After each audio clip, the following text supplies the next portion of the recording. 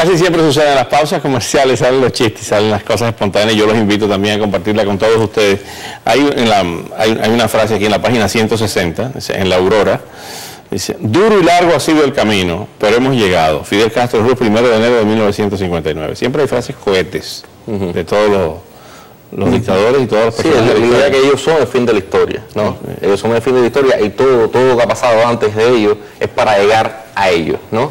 Y entonces justamente esa de ahí la idea, ¿no? La idea de hacer una historia en que quepan todos, ¿no? Y que no necesariamente vayan por el camino que dicen ellos, ¿no? Un poco romper el narigón ese porque ellos jalan a todo el mundo diciendo, ahora sí, esta es la vía por la que vamos a alcanzar lo que todos hemos soñado, el gran sueño. Es un cuento, es un libro sobre los pequeños sueños de la gente, incluso los pequeños sueños de los grandes hombres también, ¿no? Claro. No solo gente pequeña soñando. Y entonces hay de todo, ¿no? Hay desde un soldado rebelde del ejército rebelde que el 1 de enero llega a una bodega donde hay una prostituta y el tipo quiere saciar sus necesidades sexuales y se encuentra con prostituta y pasa algo, ¿no? Que un poco le rompe toda su imagen de sí mismo, su imagen épica, ¿no? Hay también, qué sé yo, uno de los grandes misterios de la historia cubana, ¿no? Las páginas que se perdieron del diario de Martí. Bueno, esas páginas nosotros las recreamos en otro sentido. ¿Cómo son? Cuénteme, ¿qué pasó ahí? ¿Qué recrean ustedes? Básicamente lo que pasó fue lo siguiente, que se aparecieron con un poco de marihuana y Martí y Máximo Gómez empezaron a fumarla y empiezan a... Martí y Máximo Gómez fumando marihuana. Bueno, y Martí no está tan lejos de la marihuana, si uno se pone a pensar que tiene un poema a la Chis, y de hecho ese poema es citado en ese cuento, ¿no? Es citado y además todo en un estilo muy martiano. De hecho, ¿no? Y ahí, si uno no supiera, no ve lo que está contando, pensaría que perfectamente es Martí, ¿no?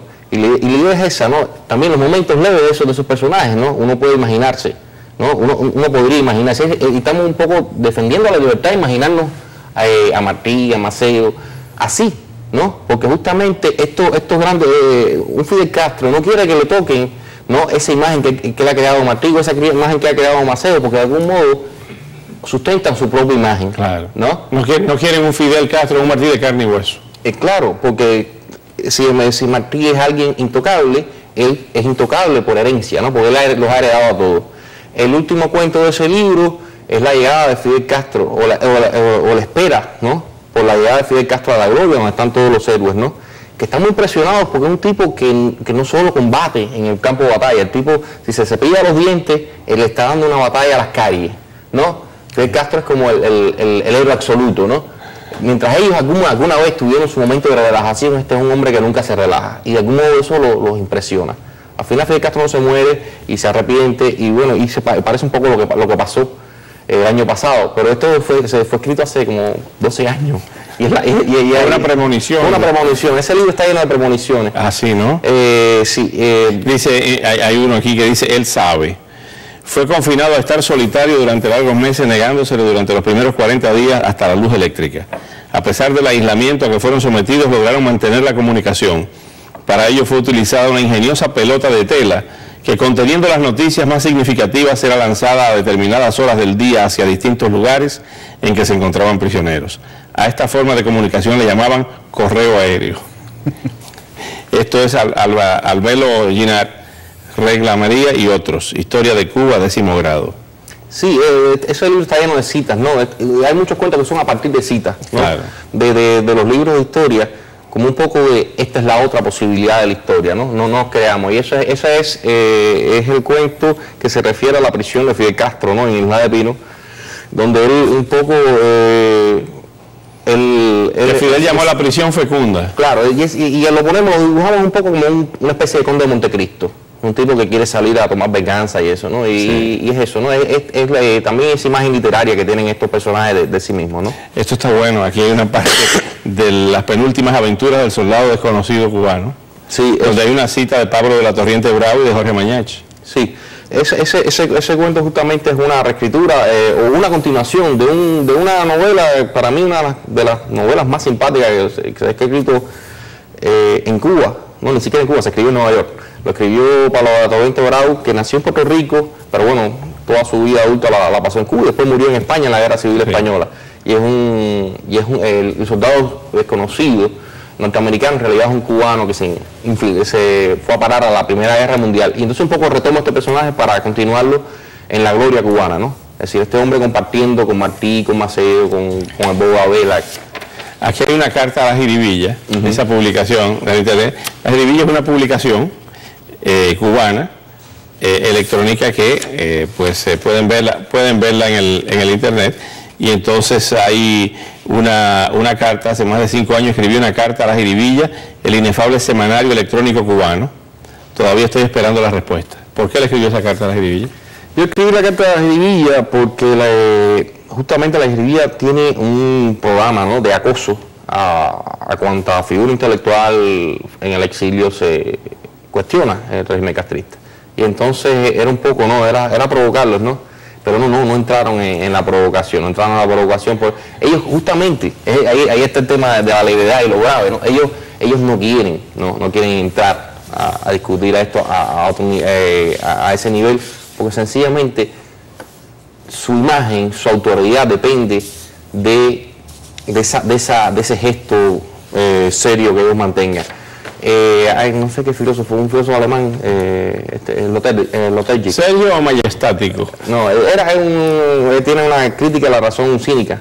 Y decía que para comprobar la resistencia de algo hay que someterlo a la risa, a ver si realmente resiste. Y ellos saben que el régimen de ellos no resiste, no tienen esa consistencia, y por eso necesitan darle esa apariencia todo seria todo el tiempo, ¿no?, para poder mantener esa imagen que impresiona a la gente. Hay una caricatura aquí, y mientras no nos confisquen la parabólica, seguimos ahorrando jabón con a mano limpia. ¿Esta la hizo usted? Sí, esa caricatura igual las pongo en mi blog, y también circulan por la red, ¿no? Sí. Se mandan a personas y hay mucha gente en Cuba que conocen el programa, que han visto, que yo tengo contacto con ellos y lo ven todas las noches, ¿no? O tratan de verlo, ¿no? Sí. Lo mejor que pueden. Cuando vaya para uno. Y si, bueno, sería una forma, si se pudieran lavar las manos con el programa, de ahorrar el jabón, ¿no? ¿Qué pasa cuando hay ese bombardeo desde la primera infancia de la reafirmación de los valores patrios? La revolución es la soberanía es la patria, la patria es la bandera es Cuba. El que es enemigo de este régimen y de esta revolución es enemigo de Cuba. Claro. Y entonces los que se van, en el caso de ustedes, son los grandes traidores a la revolución y a Cuba. Yo de hecho tuve una sobredosis, no solo cogí lo que le tocaba a todo el mundo, sino estudié historia, ¿no? Pero yo creo que ya hay un momento de exorcismo, ¿no? Y ese exorcismo lo pasé a través de este libro. ¿Y ese exorcismo fue en Cuba o fuera? Ya en Nueva York. Fue en Cuba. Este libro después ha tenido retoques, hemos añadido y quitado cuentos, claro, pero en lo básico lo produjimos en Cuba. ¿Qué le llevó? ¿Qué reflexión interna? ¿En qué momento decide usted que ya, basta ya? Chico, la repetición. Básicamente, ¿no? Cuando uno ve la misma historia que se repite, porque yo tenía memoria, yo veía los discursos de ese tipo y yo veía que estaba repitiendo lo mismo, y ahora sí, ¿hasta cuándo, no? ¿Hasta cuándo? Y básicamente, bueno, fue en la época de la perestroika, ¿no?, que era una buena oportunidad. Había esperanza de que él iniciara los cambios. Claro, y además siempre habían imitado a los rusos porque no iban a imitarlo en ese momento. Y ya ahí cuando me di cuenta que no había ninguna solución dentro de sí mismo, que siempre estaban repitiendo, ¿no?, la misma. ¿Quién era el reaccionario entonces? Exacto, ¿no? Él era, evidentemente. ¿Qué es esto? Este es basado en los huracanes que siempre azotan a Cuba. Bueno, más literal no puede ser, ¿no? es casi literal, ¿no? Sí, y la utilización dentro de esa cara huracanada, de ese viento totalmente dislocado, hacia dónde mira el ojo derecho, el ojo izquierdo casi cerrado. Ajá. Y por qué la utilización de esos colores. La mayor intensidad está en el oído. Se supone que el más rojo son los vientos más fuertes. En la boca también. En la boca está el tornado. Pero lo que nos hubiese hecho falta un buen pronóstico. Pero no lo hubo. No lo hubo. ¿Qué pasó con Rubiera? Hubo pronóstico bastante bueno, pero no lo escuchaban. Nadie lo escuchó. Entonces, si eso hubiese sido o para protegernos mejor, no sé, o una buena aseguradora. que no... Armando Tejuca, ¿cuándo empieza su